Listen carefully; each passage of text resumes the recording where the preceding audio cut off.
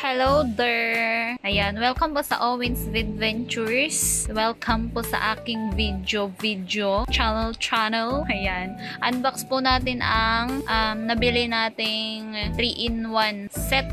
3-in-1 set. Makita 3-in-1 set tools. Ayan, sa online shopping. Sana walang damage, hindi sira-sira. Kasi kadalasan pag online shopping, may mga damage, may mga etche boreche, ganon. Kaya sana walang damage to. Kasi gagamitin to ng kapatid ko sa kanyang pag-aaral.